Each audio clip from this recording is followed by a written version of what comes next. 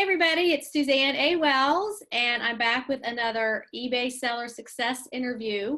And we have actually an American living overseas with us, joining us by the magic of the internet. We have Naomi in Israel. Say hello. Hi. Hi, everyone. Okay, so we're going to tell you her story about being both a buyer and a seller, and her experiences as an international buyer, which is one of the main reasons we wanted to do this interview, kind of along the same lines of Brian in Hawaii, who is experiencing frustrations of getting things shipped there. But also, if you're an American looking to retire overseas or stay for an extended period, how you could possibly set up an eBay business. So let's start off with where you are. Okay, no problem. So I'm outside of a town, I don't know if it's exactly a city, called Beit Shemesh, which is sort of in central Israel. I'm outside of the town. I'm more in a rural section, which I just recently moved to in the last year. So yeah, about central Israel. Okay, so we tried to do this interview last year and had all kinds of technical problems. And so have you moved since then? Yeah, so I moved since then, which is why it took so darn long to reschedule the interview. Forgot what a major life upheaval moving can be, so. Yeah, it's definitely not my favorite thing. So Yeah. Now how long have you been selling on eBay? I'm assuming you were in the United States when you opened an eBay account. No, actually, yes, I was in the United States when I opened my eBay account, but not when I started selling. I've been an eBay member since I think 2000, I want to say, since the year 2000, but I actually only started selling a few years ago, about almost 3 years ago. I've been selling for about 3 years, but I was definitely an eBay lover before before I became an eBay seller. I sold one thing on eBay before that, which was a set of plane tickets that I had won, like that I had sort of been, the plane had been overbooked or whatever, and I got a set of tickets that I couldn't use, international tickets. So that was the only other thing I had sold on eBay until I became a seller. So, so I've had good luck. Okay, so you're in Israel, what Yes. got you over there? What got me over here? Well, I've sort of been back and forth a lot. I lived here for a year when I was a kid, and then I came back as a teenager, and I just loved it here. I just there's something very special about it here. It's hard to explain until you experience it. It's very intangible. I suppose it's why this tiny little country that's like a dot on the map is constantly in the news and all that, because of this sort of special quality that exists here. And so I just loved it, and I loved being here, and that's it. No. Did you decide to live there for religious purposes? I wouldn't say it was religious purposes, more than just that I loved being here. I wouldn't say it was religious purposes, but. Okay, well, some people might be curious about that, so. Yeah. Okay, so you moved there 16 years ago, 2000? Yeah, 2003, yeah. Okay, so you've been I've over there for a while already, yeah. Okay, now, let's talk about how you got into eBay as a seller first. Because that's kind of, Americans, it's like stuff's everywhere and it's not hard. Right. Is it different over there? It's definitely different over here. Things are, everything here is much more expensive. It's a much more expensive place to live. Taxes are through the roof, 17, 18% taxes. It's a much harder, economical situation here, let's say, and people don't make as much, and everything is much more expensive, and lower quality. So it's kind of like a really bad combination of things. So coming from America, that definitely was a challenge to kind of get used to not having Target, you know, or a place, you know, on every street corner, and just not having everything at your fingertips and the quality that you're used to and everything like that. So again, I loved shopping on eBay and being able to find all sorts of things.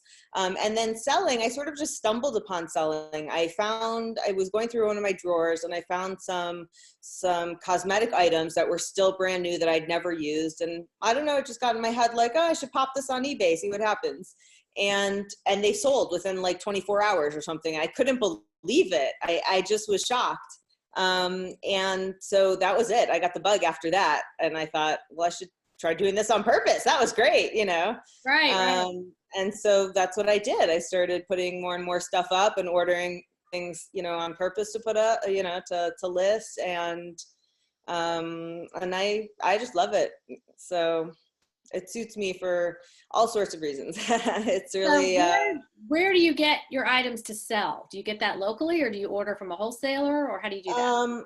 So a bunch of different places. Right now, I mean, my main thing that I enjoy selling is cosmetics, especially like sort of rare and hard to find items and whatnot, and regular cosmetics as well. So those items I need to get mostly from America, and then I have to have like a friend ship them to me. Like I send it to my friend's house in America or to a family member, and then they have to mail it to me here. Okay, let me stop you there and let's talk about that, because Okay. I see people worried about this international customer bought this thing from me and they paid for it, but they want it shipped to United States address. Right. And they're kind of like either confused by that, or they think it's a scam. And that's a very common thing if you're living overseas. So can you explain why you do that? For sure. Mostly just because it's so expensive. Even if somebody has reasonable shipping rates, if I was to buy each item and pay for them to be shipped all the way here for each like mascara, it would still be a fortune. And that's not even, and that's just international direct. That's if someone's already like on the next level of, you know, willing to ship things directly internationally. Forget about global shipping. The global shipping program I never use. I never buy anything off the global shipping program. It's just not worth it financially to me. But even for like sort of the more, what do you want to say, the higher elevated thinking person who realizes that they can ship directly internationally, even then it's still more worth it to me to send, let's say, all of my items and then just have my friend send me like a poly, you know, a bubble mailer full of items as opposed to like each item directly. Especially since for me, most of the things that I'm sending, some of them are for personal use, but most of them are, most of the things that I'm sending are things that I want to resell. And so I really have to try to cut down, you know, I have to try to make my profit margin as much as possible, because it's already much more narrower than it would have been otherwise, because I have to mail it to myself internationally and everything. So it eats up a lot of the profit. So, you know, I try to cut back wherever I can in terms of that. Okay, and then the second reason you do that is because sometimes those friends and family are coming to see you. And they can bring it directly to you, which is so much cheaper than having each item mailed from each seller outside of the country. They're going to all go to this one person who's going to bring you a suitcase full of stuff. Yep, that's absolutely it. Yeah. Any family member that comes knows they're bringing me a suitcase, you know? So yeah, that's absolutely it. I'll either send the items to somebody and they'll, because they're coming to visit, or because I, you know, will have them mail it off to me here. So yeah. Okay. And do you find resistance from eBay sellers when you say, hey, I think New Jersey's where your people are, isn't it? Am I remembering that right? You've got friends like Coast or something? Virginia. Okay. Well, I have one friend in Virginia who mails to me, and then I have family. I actually have a brother that lives in Atlanta. I think it's a while ago, but yeah, one of my brothers lives in Atlanta. Yeah, so I have family all over, and so New York.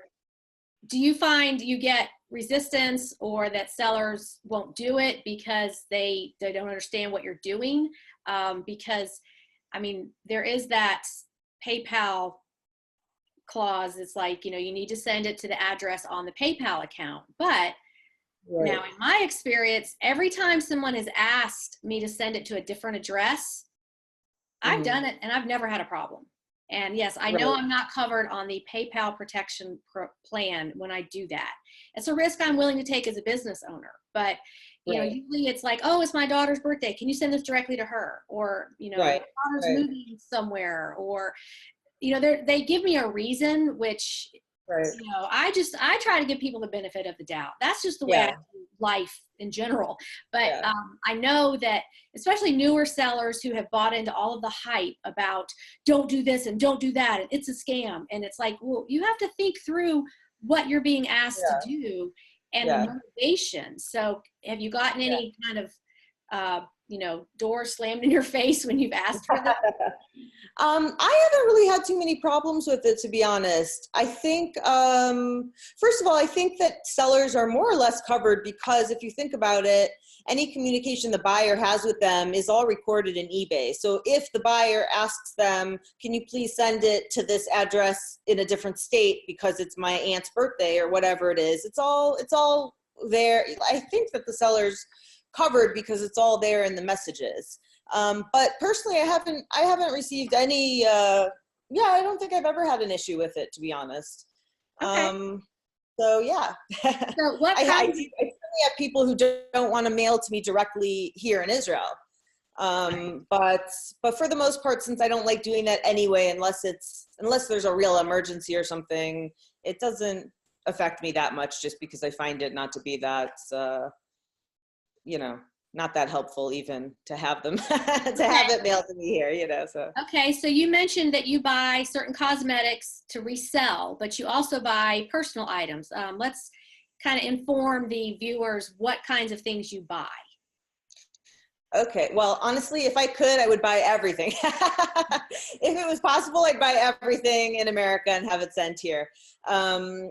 But again, the main issue is really the shipping and getting it here. But I definitely buy cosmetics, personal items, clothing, shoes, sheets. If I could, I've been looking into getting towels, like things like that. I even bought like one of those robot vacuums. Like really anything under the sun, I buy. I think I'm not sure. Like I mentioned, the prices are usually better in America, and usually the quality also. So therefore, it's just worth it to me to whatever I can get, and I can get here. It's worth it to me to buy, and the selection is bigger too. So I don't know. There's certain things, no matter how long you live in a different location, that there's also still like the comfort of home, the comfort of knowing, certain products, or just knowing where to go, where to buy them, having the variety, all that kind of stuff. Okay, so the takeaway for people listening, for sellers, is that even though she's in a different country, she's international, it's still more cost effective for her to buy on eBay plus the shipping to get it there than it is for her to buy it there. So Yes. for those of you who are saying, oh, I don't want to do international shipping because nobody's going to pay that much, or obviously you never do free shipping on international. You're always going to do, in most cases, calculated, or if it will fit in a flat rate, something that's international. You figure that out when you're listing it. But that's what so many sellers just can't seem to grasp. And one of the reasons I wanted to do this interview to educate is that even though it seems expensive to us, it's cheaper than you can get it there. Yes. Well, like I mentioned earlier, first of all, products here, by and large, the quality is it's a whole different level of quality. Even items that go to America and come to the rest of the world that are all made from China, there's a whole range of quality of items coming out of China. So America tends to get the higher range of quality, and here, for instance, gets the very low range. So number one, quality. And number two, the taxes here are astronomical. Taxes here are 17 to 18%. that's so, you know, even if they have, like, now there's stores, you know, mall stores or things that they have the same kind of stores now. I'm trying to think of an example. I don't know, just whatever mall stores that they have in America. Now they have some of them here too. I never even go into them because it might be the same items, but it is so much more expensive to buy it here because they had to import it plus charge taxes on top of it. So it's just like, it's not even worth it. So you're talking about sales tax on items you're buying, not income tax. Or both? I'm talking about sales tax. Well, to be honest, yeah, right now I'm talking about sales tax on items you're buying, but the cost of living is so much higher in general. So that includes income tax. Income tax is something like crazy, like 50% or something. It's really crazy. Anything, you know, to buy a car here, it's almost double. Like the cost of living here is so much more expensive, you know, that's, just from anything you can imagine, you know, food, everything is so much more expensive. So yeah, it's definitely still cost efficient. So Yeah. you're saying that if you wanted to order a pair of Nike running shoes, that ordering them from the United States is going to give you a higher quality item that's going to last longer and not tear up as fast or whatever than as if you purchased it in Israel or somewhere else over there. Well, if you're talking about like a specific brand, it might be the same brand and quality, but it would probably be at least two times the price, if not more. So another thing is that you're not just some random American living over there. There's a community of Americans and other English speaking people. So Yes. tell us about that, how it is to live that way. And do they order online too for the same reasons? Sure they do. Call them Anglos, but it's not exactly the technical proper term, but that's what they call all English speakers here. So yeah, there's a large community of, you know, Anglos that live here, in my area, but all over, not only in my area, also in Jerusalem and all over the country, really. My area specifically has a lot of English speakers that live here, and it definitely makes it a bit more comfortable to, if you're going to move to a foreign country, to have, you know, certain people from a culture that you're more comfortable with or more familiar with, or that speak your language, in your area. But for sure, I would say the vast majority of them probably also order things online, have people bring them things, all of that. You know, I think especially when you come from a country that is a more developed country to a less developed country, and a more, you know, a country that is also more developed materialistically, let's say. It's hard. It's a hard challenge. Like if you're coming from a third world country to, you know, to a country that's like a step up. So it's one thing, you don't know any better. But when you're coming from a country that has everything under the sun to a country that, you know, isn't that old and doesn't have everything that you're used to, it's challenging. So yeah, so we still rely on the creature comforts of home when we can get them, you know. Right. So I think what you're saying is, like, the United States is such a consumerist, consumer driven. We accumulate things, and it's not like that everywhere.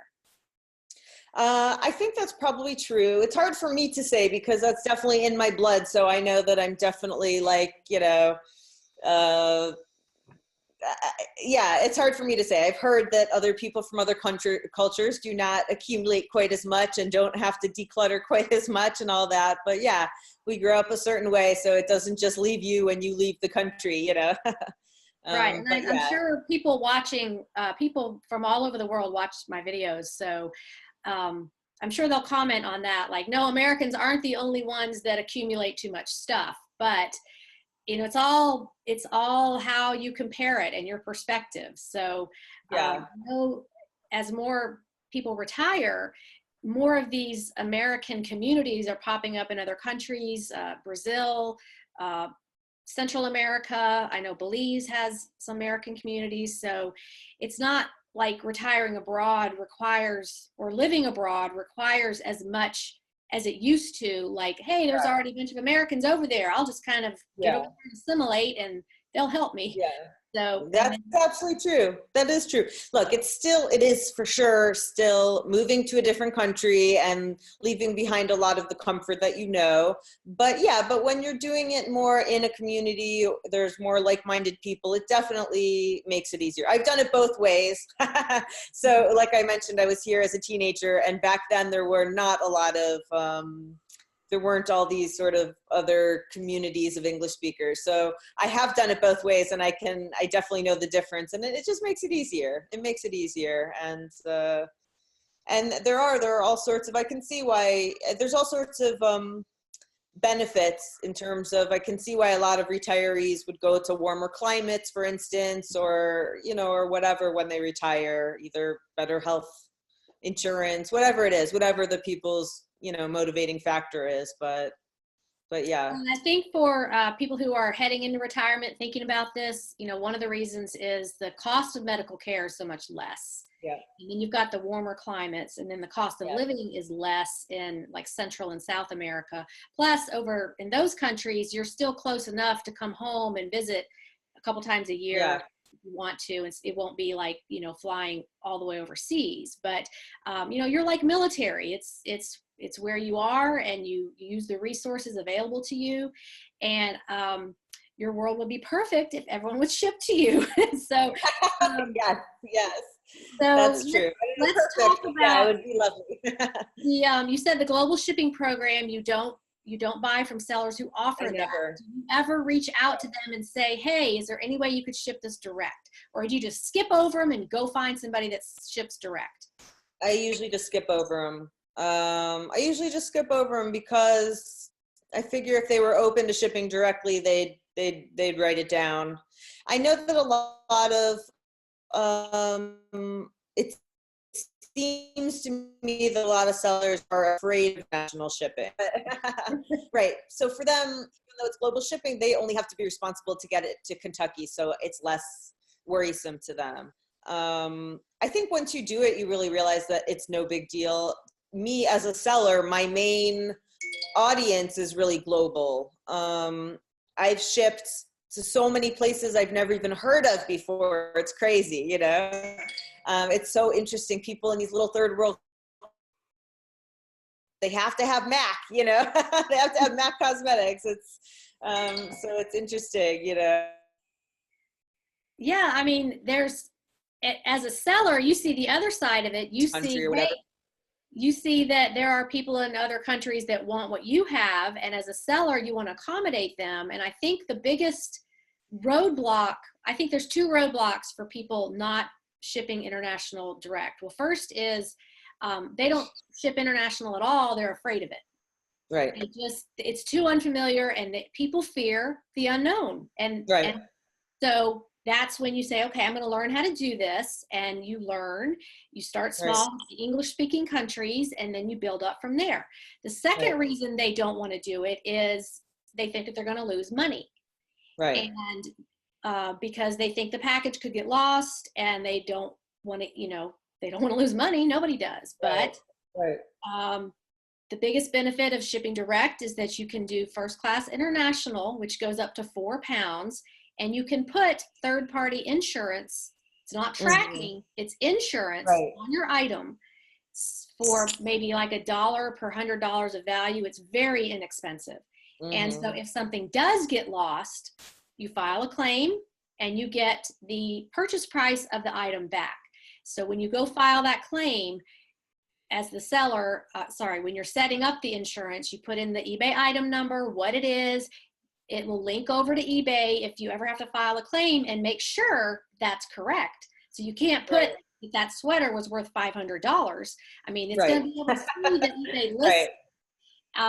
I've done it many times. I've used that insurance. I don't use it on every single item because it's not necessary, but I have used it on items more than, $50.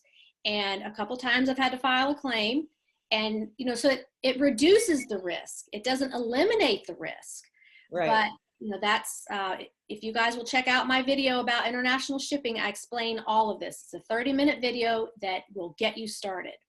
So I said all that to say, here we've got Naomi over there with a bunch of other Americans. And if your listing comes up and you do global shipping, she's not buying from you. She just skips right over. So you've got to ask yourself, sellers, how many other of the billions of people in the world are doing that to you? If you've got one person here saying it, others are doing the same thing, because it's all about reducing their cost. Yeah, you have to think about it. Like, there have been times where, say, I wanted to buy something, a small item, and the shipping cost is $20. Why, like, for what? Why am I going to do that? So forget, it's just not worth it.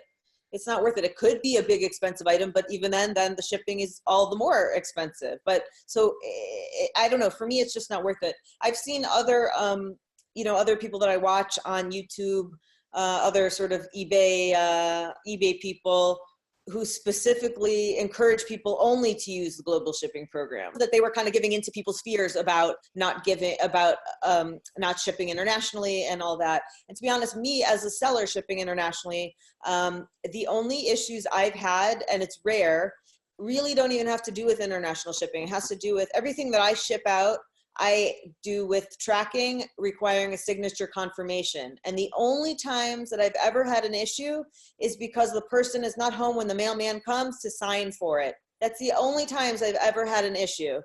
So I think either the mail's come a really long way, or, really advanced a lot.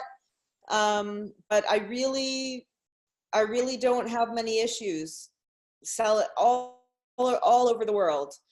So I think it is just kind of trying it out, getting out of your comfort zone, and realizing there's like this whole other market of people who want to buy things, Oh, right. And when eBay developed the global shipping program, gosh, I think it was around 2013. And this is not to bash eBay, because they try to do what is best for the largest number of sellers. I mean, they can't make everyone happy. Nobody can.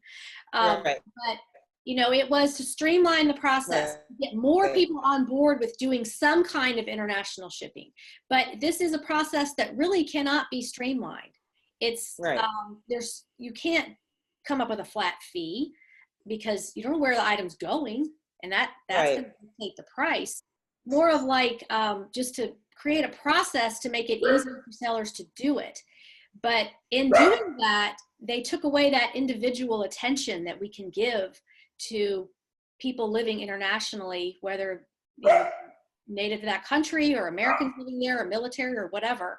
And that one-on-one, like, okay, here's how much it's going to cost, and I'm willing to do that. But and I think around when all of this global shipping came up, years following that, this fear just was bred out of that, of like, don't do anything unless it's global shipping. You're going to lose money. It's not going to get there, and you're going to get bad feedback, and you're going to get ripped off. And I've talked about this before, guys.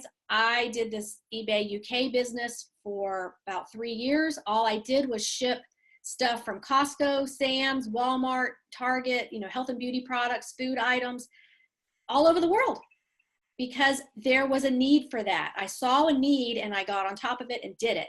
That business dried up because Amazon came along and it was no longer profitable because too many people started doing it. But there was no global shipping when I did that.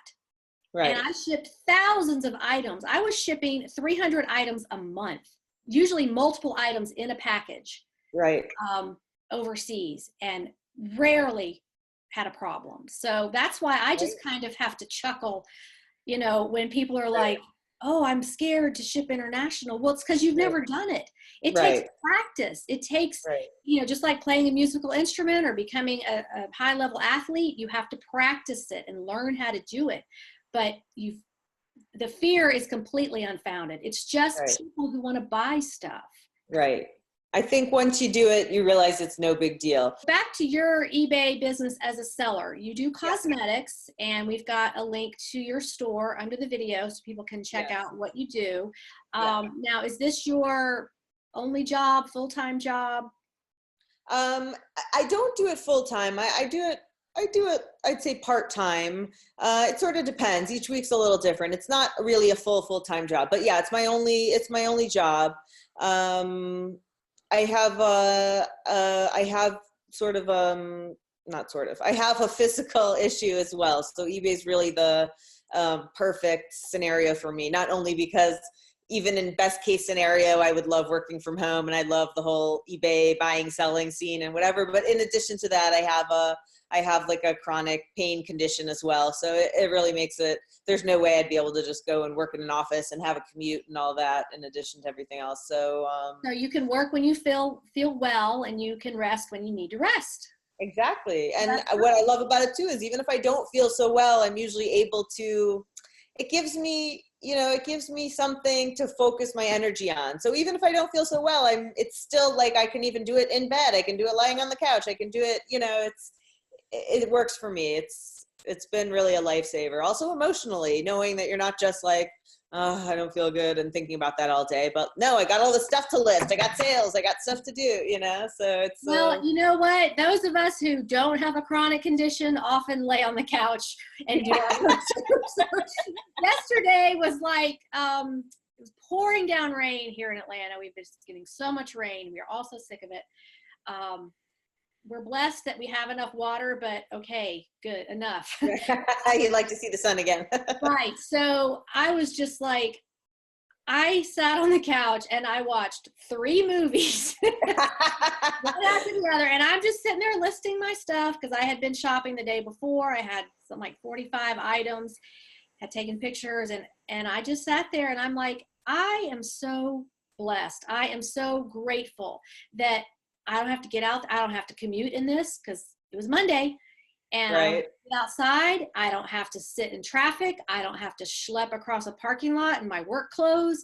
I did all that before. And isn't this a great job? yeah, and it's like, only thing I have to do is, refill whatever beverage I'm having and go to the bathroom movie. and pick out my next movie. Right. But not a lot done. It's the life. I agree. Yeah. Well, I also sell, I have the main part of my business for me is the cosmetics, but I do also, in order to be able to get things locally as well, I do have sort of a vintage hard good clothing side to my business, to my store as well. I by far prefer the cosmetics, but because I sort of have to be dependent on other people to get it here, I figured it would be good if I could get things locally as well, Now, do you have thrift stores there? Thrift stores, secondhand stores? We do have secondhand stores. They're not thrift stores like a big Goodwill or anything like I hear people talking about, on the shows. Nothing like that. Just small little secondhand stores that usually don't have like a hard goods section or anything like that. Mostly just clothing, but I don't know. I always seem to come out with bags and bags of stuff. I don't know how, it's funny to me sometimes when I hear people talking about these huge stores and they go in and they came out with 2 items or they couldn't find anything. And I never seem to have that problem. It's like this little, there's a few stores that are really like little shacks, little like a couple storage units put together, really but I don't know. I always seem to find stuff. So that part's fine. What you're saying is that the death pile concept is a global, universal problem. It's alive and well over here too. Yes, for sure. Yeah. Okay, and you said about 1,000 listings. A little less than 1,000 listings I have at this point. And what percentage of those are cosmetics? Maybe 50%. Okay. I don't know exactly, but maybe 50%. Okay, so you're not only. If it was up to me, I would probably. Pardon? So you do have a good enough mix of different things. I do have a good mix, yeah. Look, if it was up to me, it would probably be all cosmetics and hard goods. I don't love doing clothing at all. And also, I feel that I have a disadvantage with clothing because even though I can get it, it costs, because clothing are heavier items, I have to charge more for shipping, since anywhere I ship is internationally. Right. So because of that, I feel like the clothing are very slow moving. You know, the clothing is not ideal for me. Cosmetics are ideal for me because wherever I ship in the world, it's usually a small item. So it's not, and hard goods I enjoy more. And even if the hard goods are heavier, I think people more have in their mind that if they're buying, you know, a unique hard good item, that it's going to be heavy, that they have to ship for, you know, that they're going to have to pay shipping for it. But clothing, I think most people, especially from America, are used to just a couple dollars for shipping or free shipping, and that I can't really compete with. So, but I still do it, you know, and once in a while there's Well, a, and cosmetics, you don't have as a storage issue. It's so much easier to store that stuff. yeah, it's easier to store. And also I that's what I love, the cosmetics. Like for me, that's fun for me, you know. I feel like it's a, you know, a kid in a candy store when all the loot comes, you know, with all the cosmetics, even if it's none of it's for me, you know, but still it's a, Yeah, I totally understand that. When you get those shipments me, of, so. of your inventory, and that, I love that part of like, oh, you're getting everything ready and someone's just going to love this item, and oh, this is going to make them so happy, and you know, you're getting everything ready, the anticipation of getting it all listed, and then it starts to sell. Yeah. Now, does anybody help you with your business, or is it just you? It's just me. I have been begging my kids to try to get them to help me and they're just not interested. So it's just me. I have thought about hiring an assistant to help me with the clothing. Hasn't happened yet. I thought about, you know, even just paying someone to take the pictures or whatever. But yeah, so for now it's just me, and I work at my own pace, and, you know. And how old are your kids? My kids are, I have, my youngest is 13, right in the throes of teenagehood. And then I have a 16-year-old, and my daughter is 18. Oh, wow. Yeah. House over there. Okay. Yeah. Okay.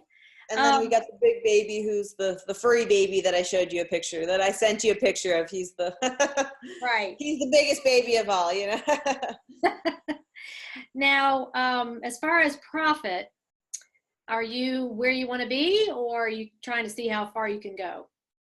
Definitely not where I want to be. I don't know. Is anyone ever where they want to be? I'm definitely not where I want to be. You can always improve. I mean, you can always see how much more we can push that number up. What else can I do to put that number up? Yes. So I'm always in that headset. I never feel like, oh, I've reached where I want to be. Fine. There's some weeks that are just booming, and then there's some weeks like this past week with hardly a sale, you know, to the point where it's like, should I call eBay and see if my account's like been shut down or something, you know, or it's just, I guess it's just part of the business. Yeah. I mean, it's up and down for everybody. And unfortunately, I get this email all the time. You know, I've been doing this, this, and this, and my sales just stopped, or my sales. There are so many variables and factors involved. It may not be anything you're doing. Right. It may be, you know, everybody's got getting their taxes ready on their mind. You know, we're in March right now, and okay, so that could be a big project for people. They're not buying. They're going to wait till they get their tax refund, and then they're going to start buying. Or it could have nothing to do with you and your store. So it's just like McDonald's. Okay, there's a lunch rush, there's a dinner rush, but like some afternoons, nobody in line at 3 o'clock. Some afternoons, there's 12 cars in line. Right. How do you explain that, you know? What's going on there? And sometimes you just can't. It's just, you have to focus on moving forward. Just keep doing those tasks that move your business forward, because when you get stuck in this, oh no, my sales are slow, nothing's going on, that all that energy comes into your life, and it takes your mind off of productive tasks. So that's a universal thing for sellers too. It's like, we cannot explain it. And if you ask big retailers, go ask Macy's, go ask Nordstrom, well, why were you not as busy last week? They can't explain it. Right. So I try to just, when that happens, I just try to focus on being more productive and focus on the stuff that I can do, and not worry about the parts I don't have control over, you know. Exactly. So we've covered a lot here.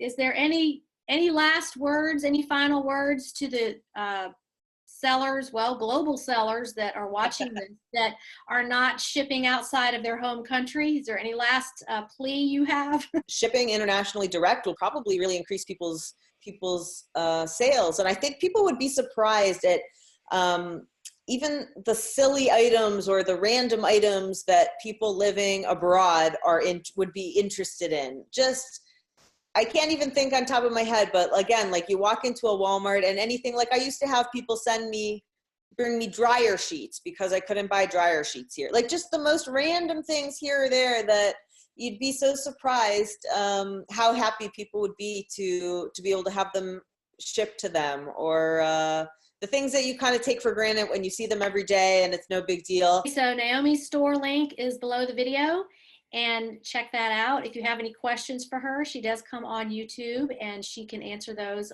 through the YouTube comments. So thanks for watching, and I'll see you in the next video. Bye.